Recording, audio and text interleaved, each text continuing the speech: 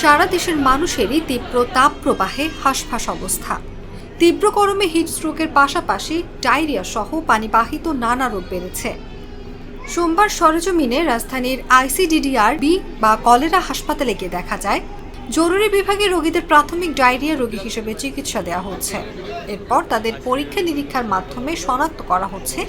আইসিডিডিআর-বির gastro অ্যাস্ট্রোলজিস্ট doctor Nigar Sultana জাগো নিউজকে বলেন, আমরা ডায়রিয়া যদি দেখা যায় যে কার্ডিয়াক ডিজিজ আছে বা যেটা ডায়রিয়া করার পরে আমরা ডায়রিয়া কারেক্ট করার পর যেখানে স্পেসিফিক স্পেশালাইজেশন হসপিটাল যেমন ঢাকা হসপিটাল বা গভর্নমেন্টের যে হসপিটালগুলো ঢাকা হসপিটাল অথবা ঢাকা মেডিকেল কলেজ ওখানে পাঠিয়ে দিই। আর অ্যাডাল্টের ক্ষেত্রে থাকে সাথে হচ্ছে অ্যাডাল্ট পেশেন্টও ডায়রিয়া নিয়ে আসে, সাথে ডিহাইড্রেশন থাকে, পানি শূন্য থাকে সেটা কারেকশন করে আমরা যদি দেখি যে স্ট্রোকের পেশেন্ট অথবা kidney shutdown, acute kidney injury হয়ে গেছে, আমরা কারেক্ট করার পরে স্পেসিফিক কারণ খোঁজার জন্য আমরা তখন রেফার করে দিই।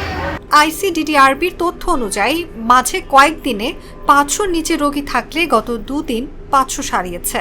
16 এপ্রিল ডায়রিয়া নিয়ে ভর্তি হয় 474 জন রোগী। 17 তারিখে 432 জন, 18 তারিখে 445 জন, 19 তারিখে 456 জন, 20 তারিখে 543 জন, 21 তারিখে 522 জন ও সোমবার দুপুর 3টা পর্যন্ত 285 জন রোগী ভর্তি হয়েছে।